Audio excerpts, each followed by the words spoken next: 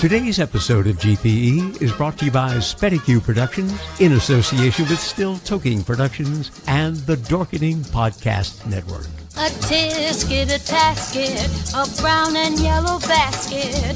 I send a letter to my mommy on the way. I dropped it, I dropped it, I dropped it. Yes, on the way I dropped it. A little girlie picked it up and put it in her pocket. She was trucking on down the avenue with not a single thing to do. She went pecking all around when she spied it on. This is Jeffrey Mark Plays Ella. I'm Jeffrey Mark. Ella, the first lady of song, the greatest singer in history, Miss Ella Fitzgerald. And every time you join us, we're going to be playing Ella's music on a theme.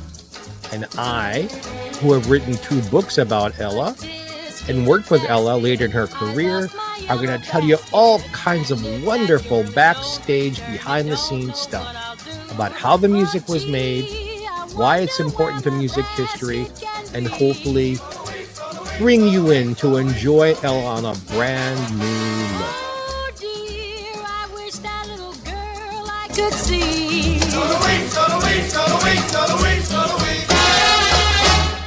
Oh, why was I so careless with that basket of mine? That itty bitty basket was a joy of mine. Basket, lost my yellow basket.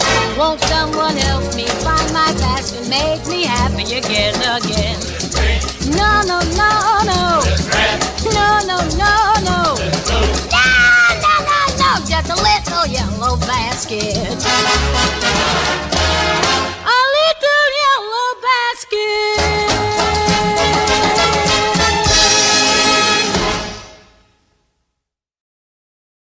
Hello, cats and kittens, and welcome to another edition of Jeffrey Mark Plays Ella, GPE. And this time we're doing something a little different in that we are saluting a year, an important year in Ella's recording life. And I'm going to tell you all about it. And there's no better time to get started with that than right now. Ella had a manager named Norman Granz who came into her life in the late 40s. Well, Norman was a genius, both at putting on jazz performances and recording jazz. Problem was that Ella was signed to Decca Records, the record label she'd been with since her very first recordings in 1935. Norman wanted to record her on another label. Decca wouldn't let her go. So they fought. Part of the reason they fought, and one of the reasons why Ella wanted to get away, Decca Records had a lot of fine people. Bing Crosby, the Andrews Sisters, Ethel Merman, Mary Martin. So they had Broadway, they had big band, they had jazz. They did original cast albums. They did original soundtrack albums. But they didn't have the personnel to sit down and say, okay, what's this year going to look like for Ella? Who are we going to get to arrange the songs? Can we have her do a bunch of songs on a theme? Hey, let's put out an LP. Because LPs had been invented about 5 years before the year we're talking about. But Decca never did that. All of Ella's releases on Decca were called 78 RPM records. Vinyl that rotated around 78 revolutions per minute, and you got 2 sides of that record, and maybe they would put 3 or 4 of those records into this sort of album, like a picture album. That's where the word album comes from. But they didn't necessarily fit together. They weren't of one idea, of one theme. The kind of albums that Frank Sinatra was already releasing on his Capitol label. So fight, unhappy. 1955 shows you that Decca was trying to make Ella happy. Decca was trying to hold on to her. And we're going to hear some excellent cuts, and we're going to hear some things that go, ooh, I see why Ella wanted to get away. Let's start with excellent. Lover Come Back to Me had started out in operetta. Sopranos singing their heart out in high soprano tones. It later became a pop song that people like Dinah Shore recorded. Ella took it and made it a jazz song. It's actually a very good arrangement. It's some of the best of what Ella was doing in 1955 for Decca. So let's start there. So we have Ella, Decca, 1955, and Ella swinging through Lover, Come Back to Me, go.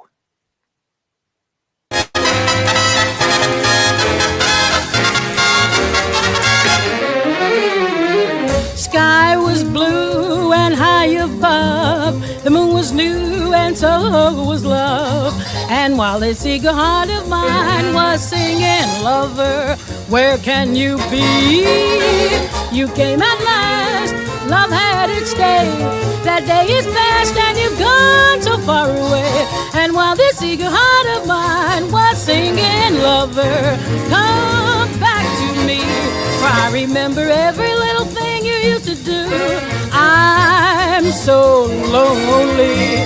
Every road I walked along with you. No wonder I am lonely. You came at last, love had its day. That day is past, you've gone away. And while this eager heart of mine was singing, Lover, come back to me.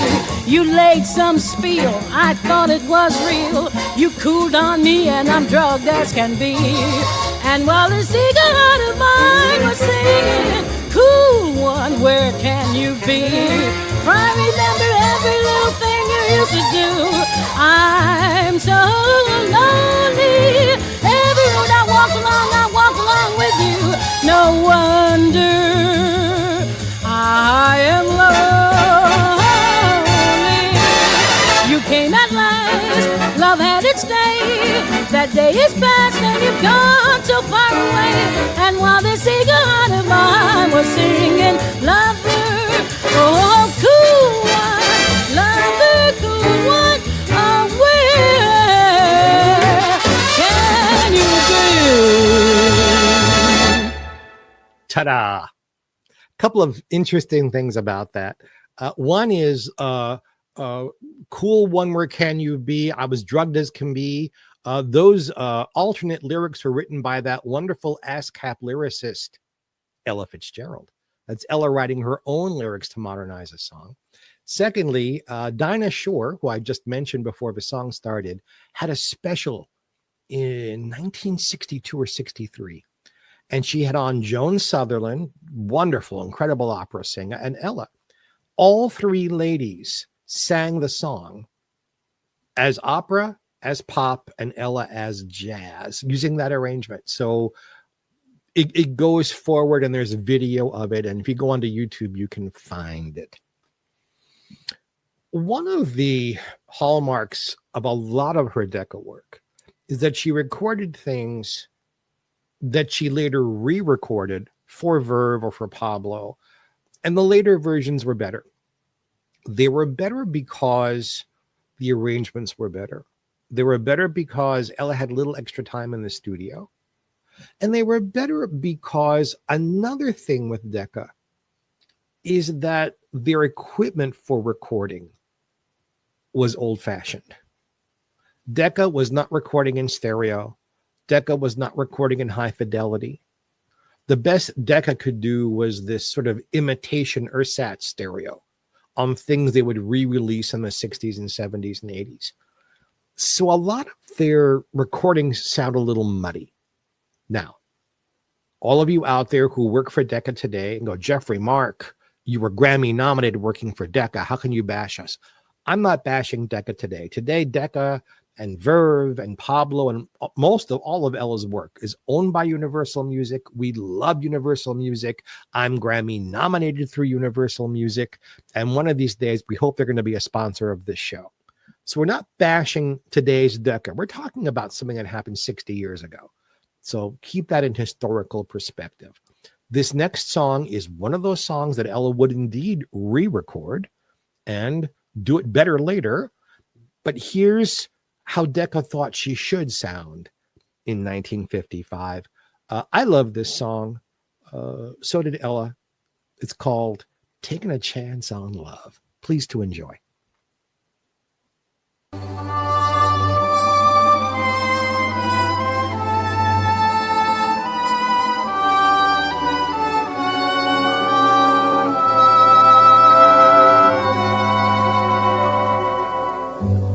Here I go again. I hear those trumpets blow again, all aglow again, taking a chance on love. Here I slide again, about to take that ride again, starry-eyed again, taking a chance on love.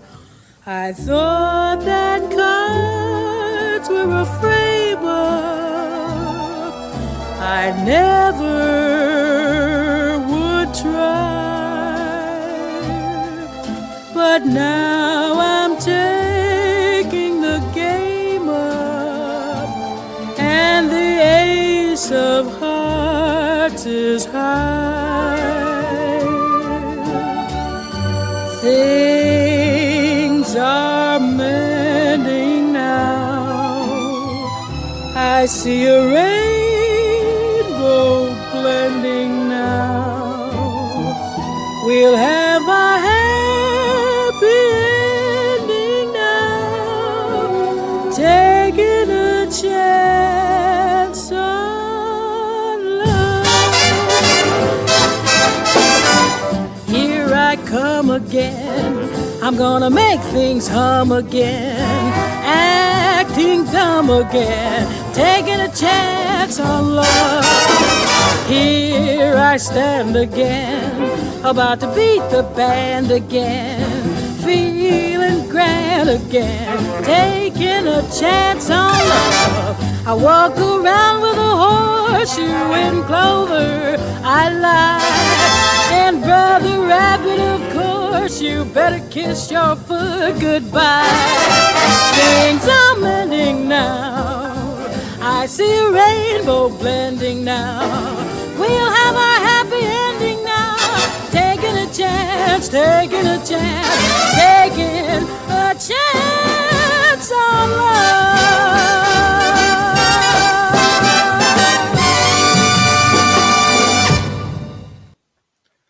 Song introduced by Ethel Waters, originally on Broadway. But do you hear what I mean about muddy? Especially the slow part. Ella loved recording with strings. She didn't get to do that often enough in her recording career, studio recording career, especially with Decca. But when they brought in strings, it was like, golly, listening to a high school orchestra. It wasn't like you were listening to first-class, first-rate musicians performing a first-class, first-rate orchestration. And then notice when it picks up tempo in the middle, all of a sudden it comes alive, and somehow it's a little less muddy.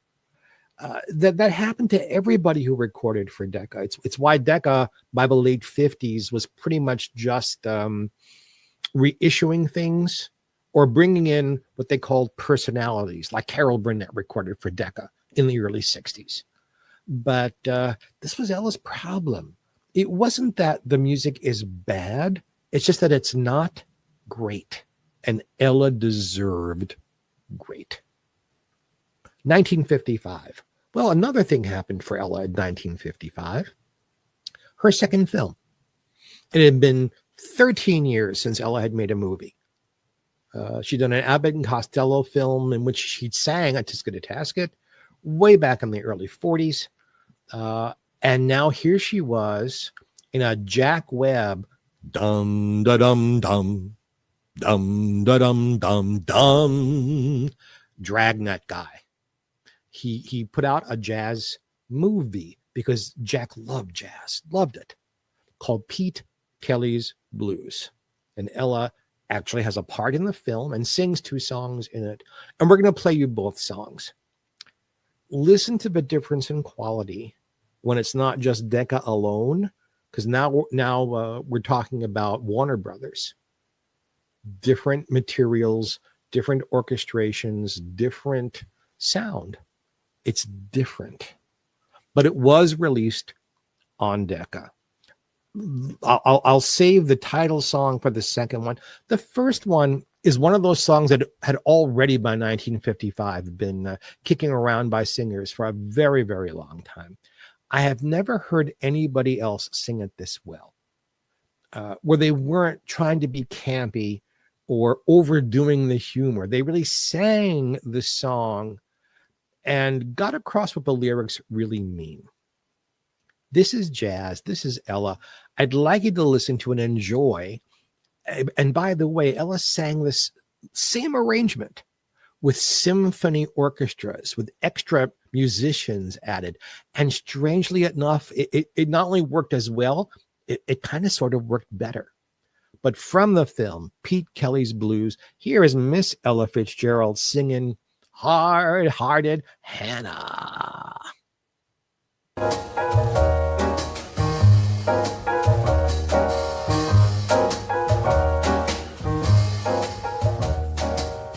In old Savannah, I said Savannah, the weather there is nice and warm, the climate's of the southern brand.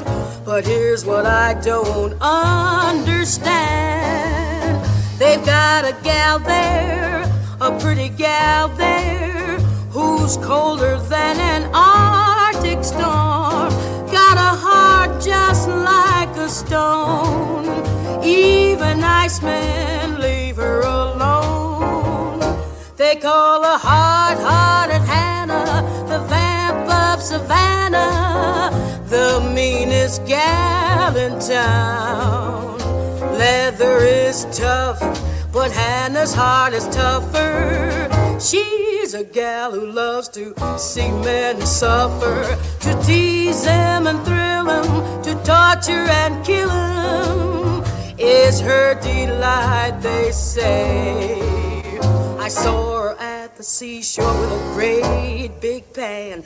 There was Hannah pouring water on a drowning man.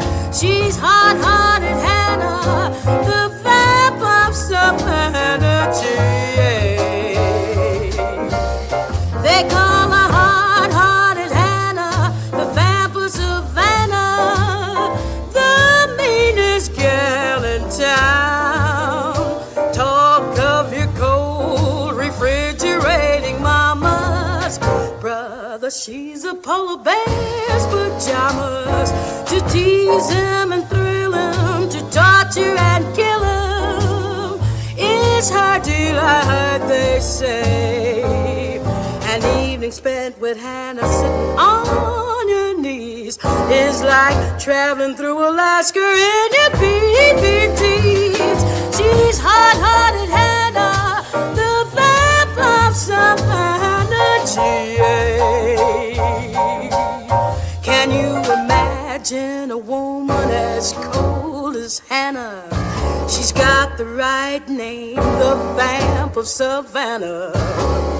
Anytime a woman can take a great big pan, start pouring water on a drowning man. She's hard-hearted Hannah, the vamp of Savannah,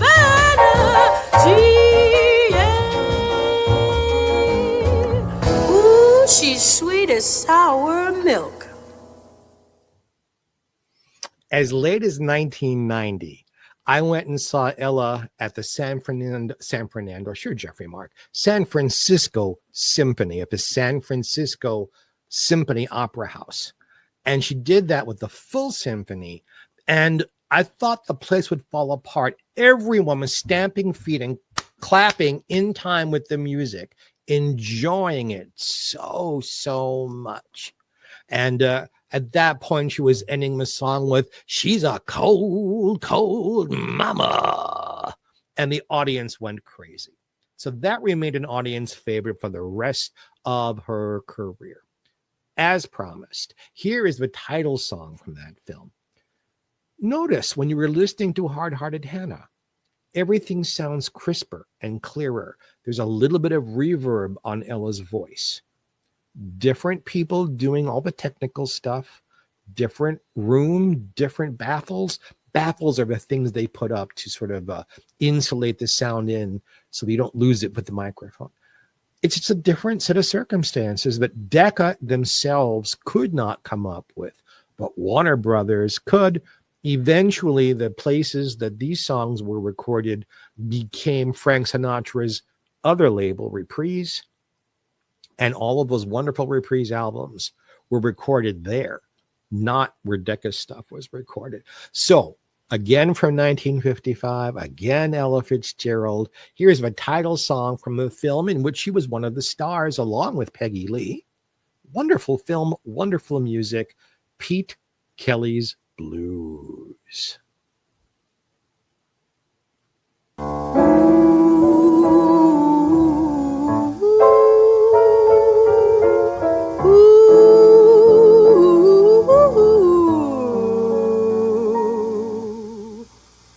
They're a sad thing, they're a bad thing, the blues.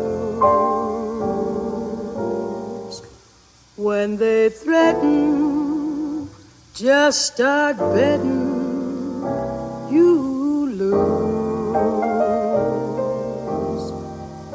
You hide yourself behind a prayer. The blues will come and they'll find you there. I mean the blues they call Pete Kelly's Blues. Bad news, there's no exit. You can try with the blues.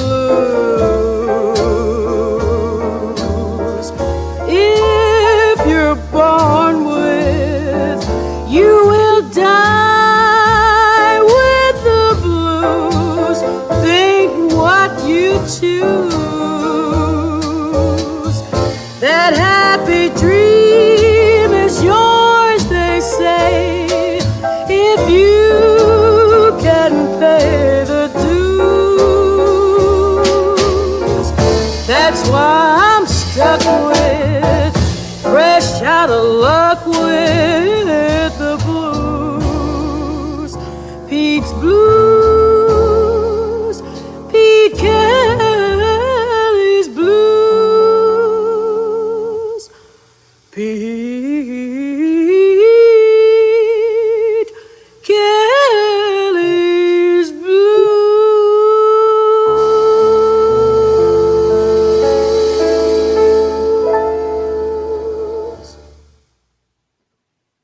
And there you have it. Ella would re-record this song, about 9 years later with a Frank Duvall arrangement. And you know what? I like this one better. It's one of the few where I can point and say, no, but Decca version is better. But again, because it was Warner Brothers. These kinds of things are important when you understand why someone who was as big a star as Ella would jump ship from one record label to another. Towards the end of our time together, I will tell you what happened after 1955. It pains me a little bit to talk about the kind of, what's a good word?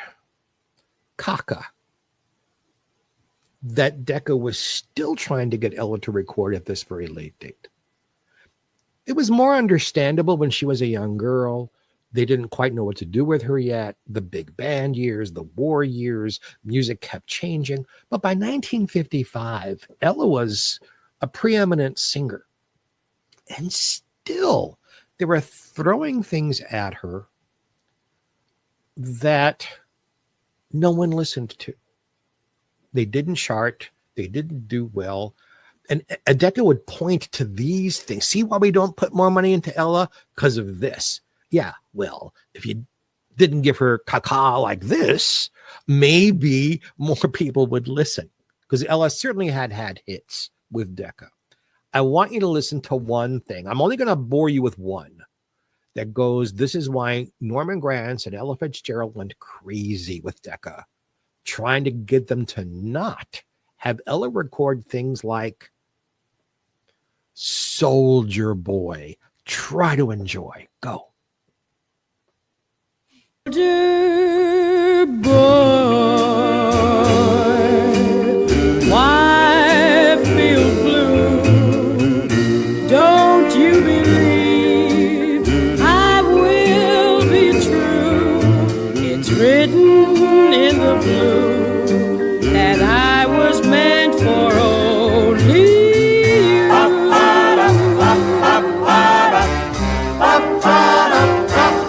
Soldier boy, why do you cry when you return? I'll rush to your side. It's written in the blue that I was meant for only you.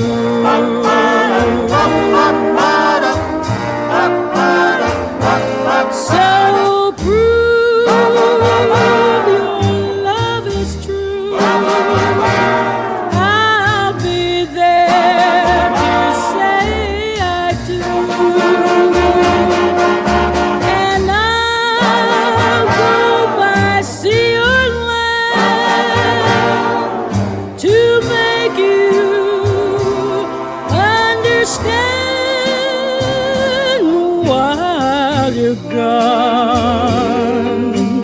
Try to believe my love for you is really for real. It's written in the blue that I was meant for only you.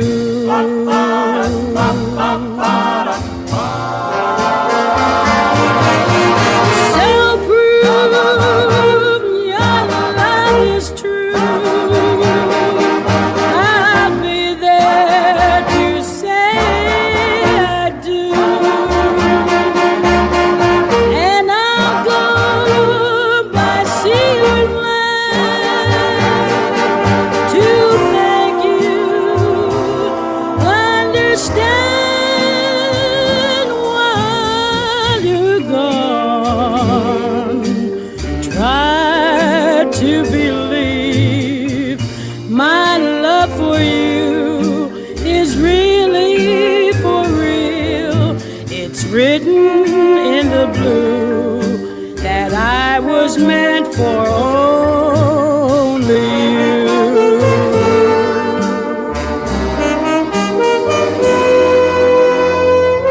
My soldier boy. Well, that was deliciously bad. Ella is 38 years old here. Under the best circumstances, a little too old to be singing for her Soldier Boy. Ba, ba, ba, ba, da. I wanted to take each one of those wonderful singers and just strangle them a little bit. It isn't that Ella did anything wrong here, but the arrangement is so heavy. They're trying to insinuate rock and roll as only people who didn't like rock and roll would do it. They didn't get it. They didn't understand it. They were trying to hang on to a wave of something. Elvis, the early rock and roll, early rhythm and blues stuff. But it wasn't rhythm and blues, and it wasn't real rock and roll. And she's not Connie Francis, and she's not 22 years old. Do you see why Norman and Ella wanted to get away from this?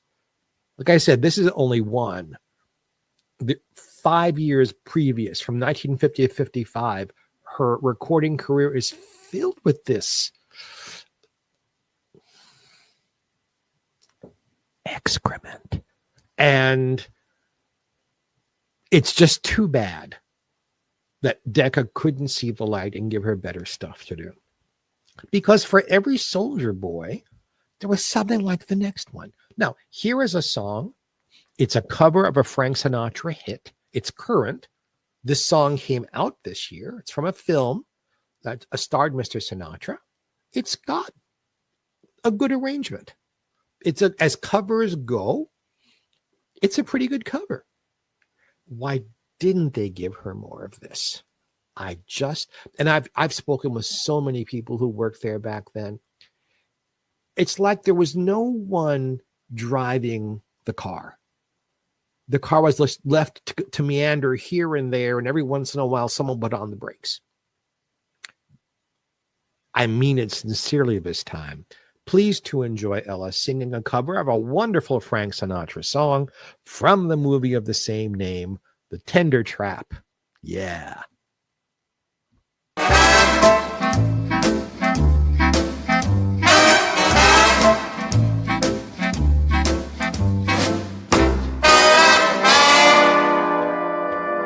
You see a pair of laughing eyes, and suddenly you're sighing sighs.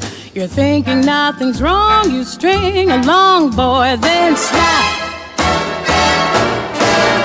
Those eyes, they're part of the tender trap.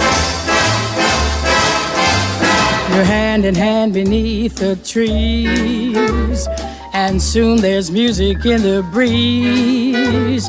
You're acting kind of smart until your heart just goes wild. Those trees that breeze, they're part of the tender trap. Some starry night, when his kisses make you tingle, he'll hold you tight, and you'll hate yourself for being single. And all at once it seems so nice.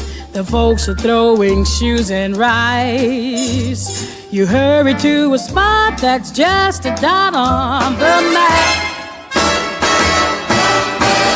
You wonder how it all came about. It's too late now, there's no getting out. You fell in love, and love is the tender trap.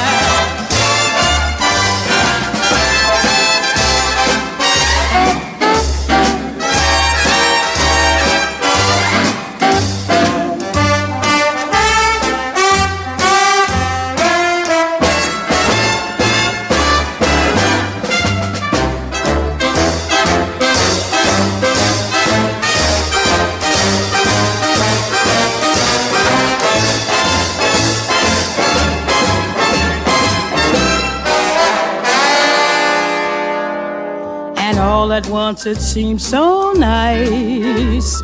The folks are throwing shoes and rice. You hurry to a spot that's just a dot on the map. You wonder how it all came about. It's too late now, there's no getting out. You fell in love, and love is the tender trap. Is the tender trap.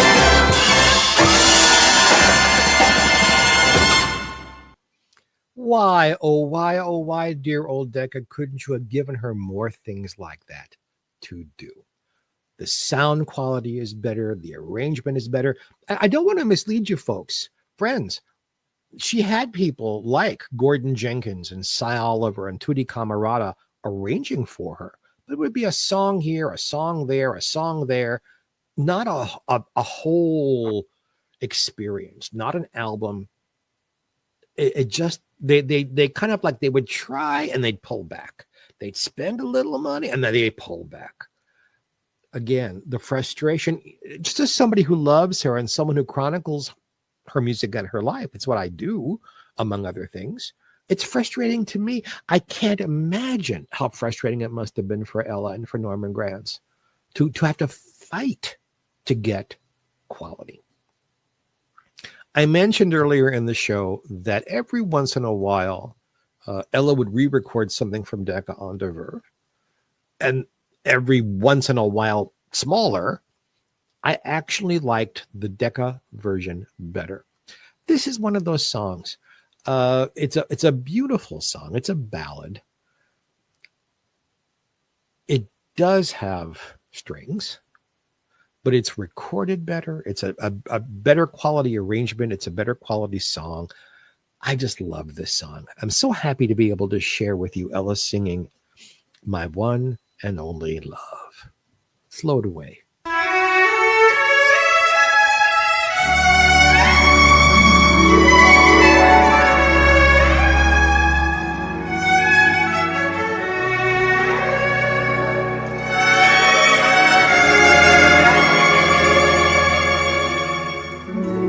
The very thought of you makes my heart sing like an April breeze on the wings of spring. And you appear in all your splendor, my one and only love. The shadows fall and spread their mystic charms in the hush of night while you're in my arms. I feel your lips so warm and tender, my one and only love. The touch of your hand is like heaven, a heaven that I've never known. The blush on your cheek whenever I speak tells me that you are my own.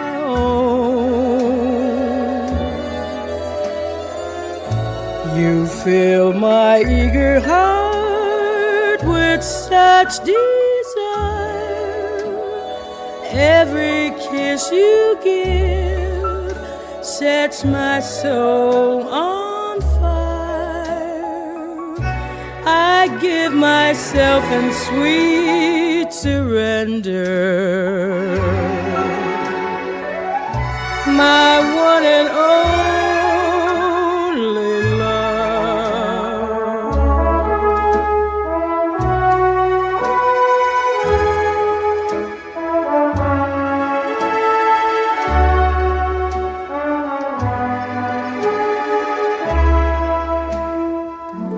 I give myself in sweet surrender, my one and only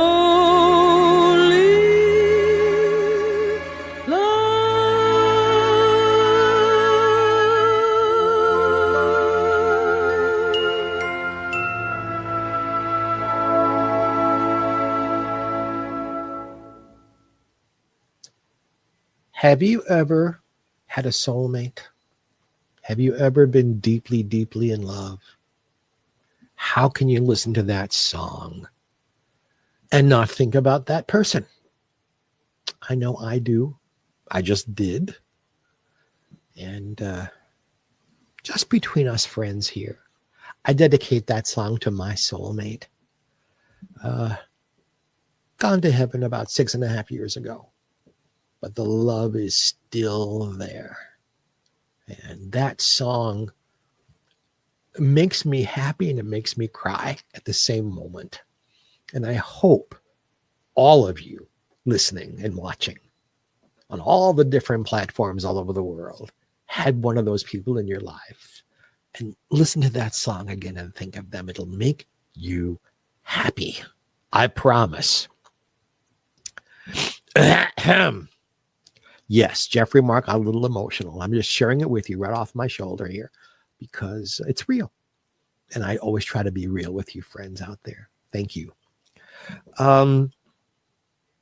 Norman Granz, apart and aside from the wonderful albums he made in studios for lots. I mean, Norman wasn't just recording Ella. He was recording Count Basie and Duke Ellington and Billie Holiday and Sarah Vaughan and Oscar Peterson and Joe Pass. I mean, the amount of jazz that Norman Granz recorded in studios is mind-boggling. But he also produced more live albums than I think any other producer in history, probably a few of them put together. Starting in the late 40s, Norman began to record Ella. Decca would not release.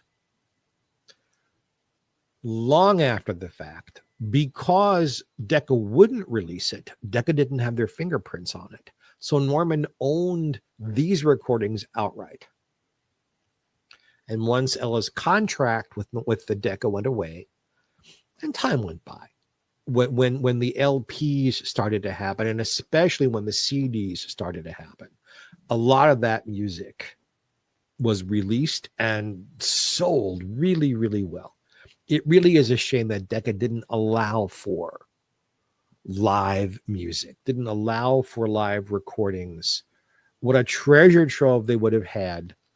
But happily, Norman does have it. And there's still, folks, I cannot tell you how many hours of concerts are sitting in vaults that have never been released. And I'm sure sooner or later, they'll come out. Usually they come to me and they ask, is there more? And I go, look, I've seen it. I've been in those vaults. I know what's there. So hopefully we'll see more of that. And I wish I could share now. But Decca never released it. Never, never, never. Here's another of the songs that Ella recorded right at the end of her career at Decca and then re-recorded on Verve. On Verve, it was done with a beautiful, beautiful Nelson Riddle arrangement on her Johnny Mercer Songbook album. But here's the original. Here's Ella, the first real good swipe at this song. Take a listen. We've played this already on this show before, on a previous show. So tell me, what do you think? Which one of these is better? Here's Ella in 1955 on Decca singing Early Autumn. When an early autumn walks the land and chills the breeze and touches with her hand the summer trees, perhaps you'll understand the memories I own. There's a dance pavilion in the rain, all shuttered down the winding country lane, all russet brown, a frosty window pane shows me a town grown lonely. That spring of ours that started so April-hearted seemed made for just a boy and girl. I never dreamed, did you, any fall could come in view so early.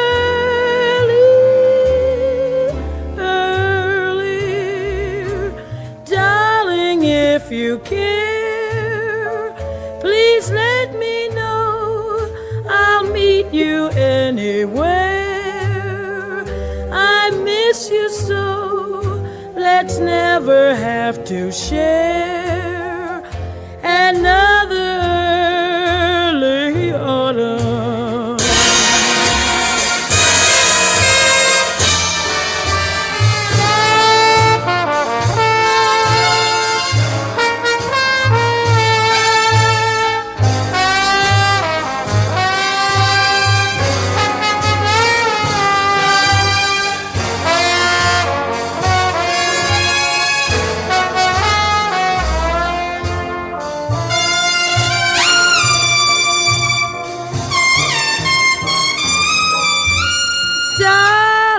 if you care, please let me know.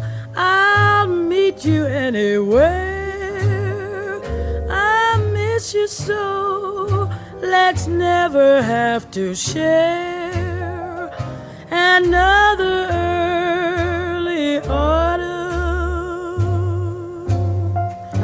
A pavilion in the rain, all shuttered down a winding lane. Then you'll know it's early, early autumn.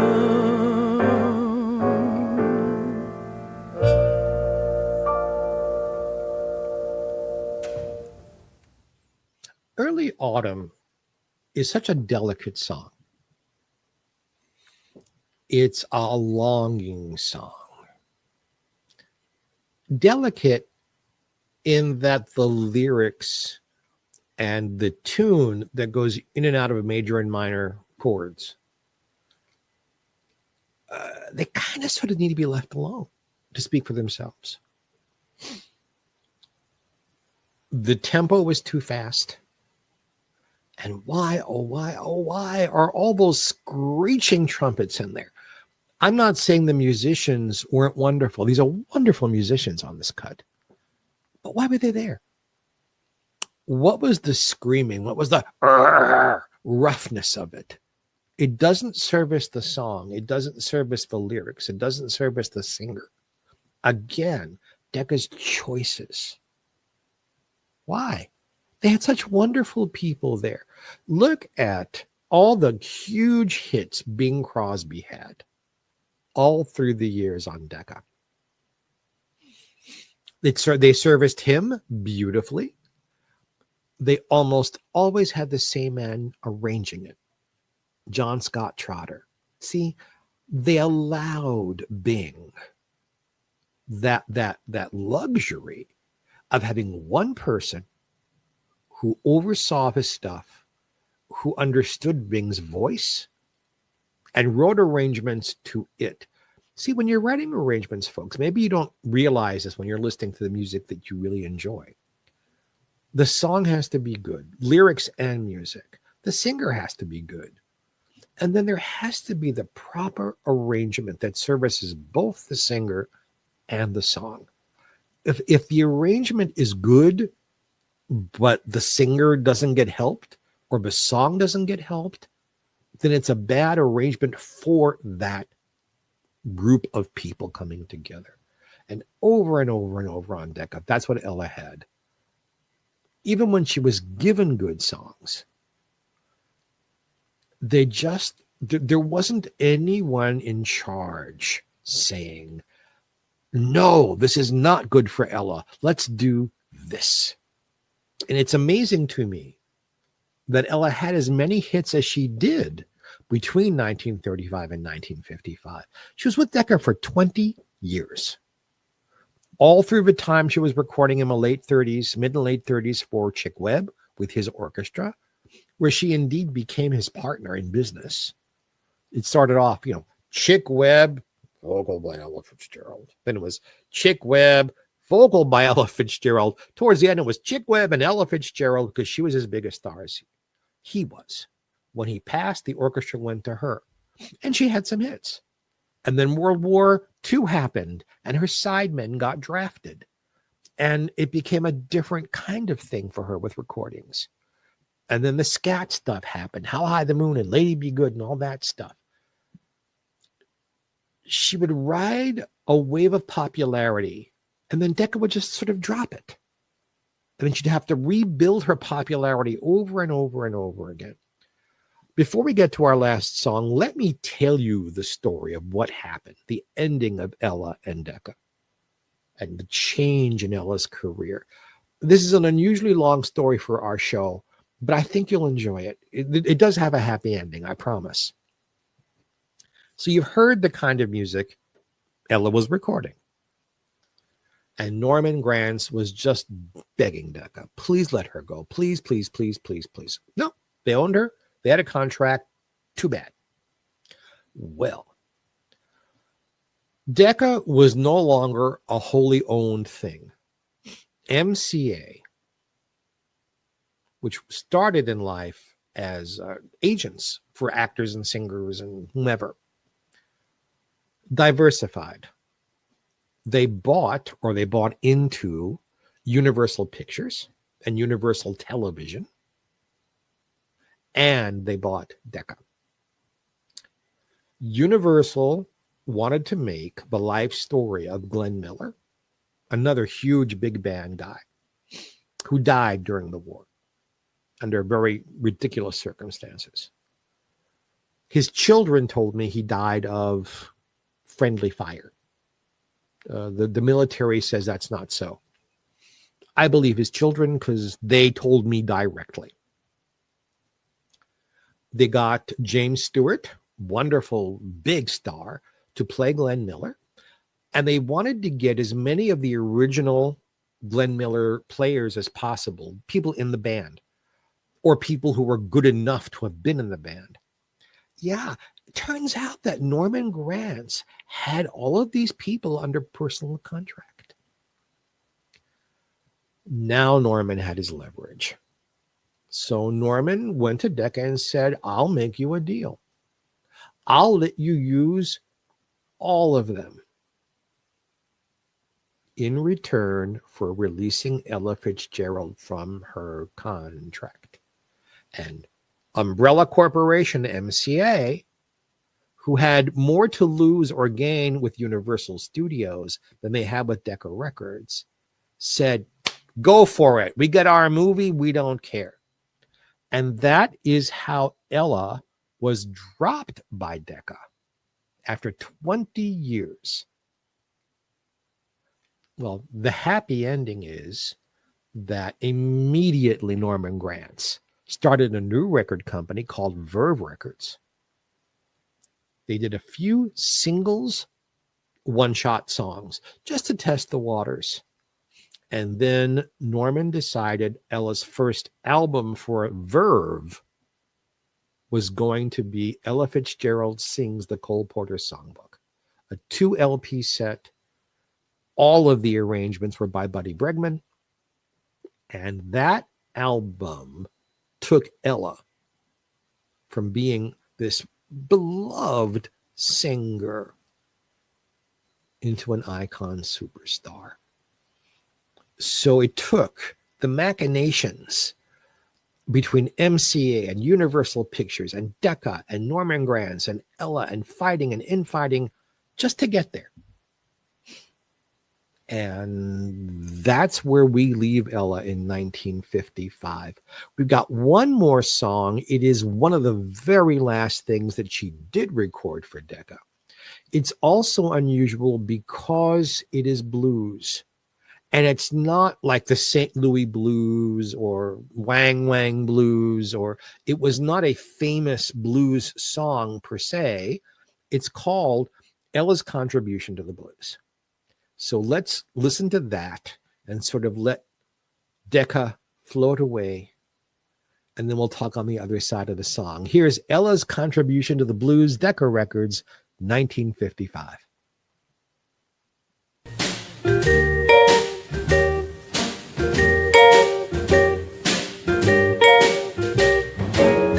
Well, everybody's singing the blues. I say everybody's singing the blues. Well, I've got news for you. I'm singing them too. 'Cause my man and I have parted. I hear he's found somebody new. My man and I have parted. I hear he's found somebody new. But I've got news.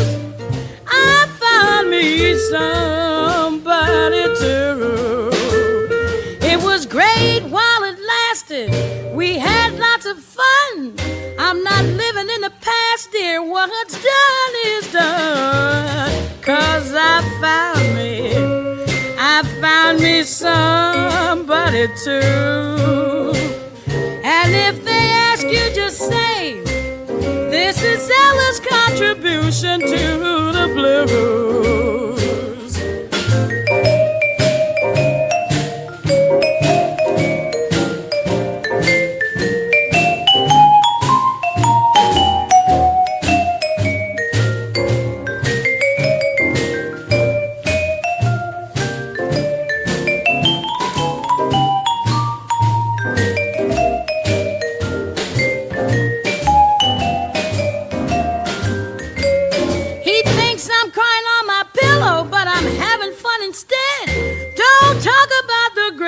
I'm gonna paint the town red, 'cause I found me, yes, I found me somebody too. And if they ask you, just say, woo, this is Ella's contribution to the blues.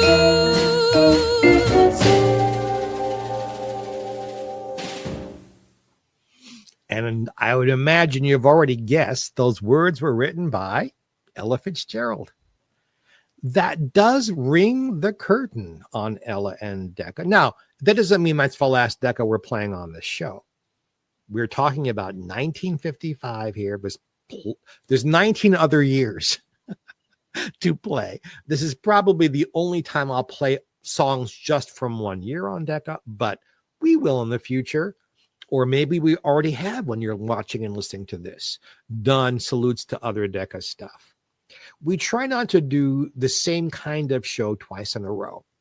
So if I do Decca in the studio, then maybe the next show is live stuff, or it's from Verve, or it's from Pablo, or it's from another record label.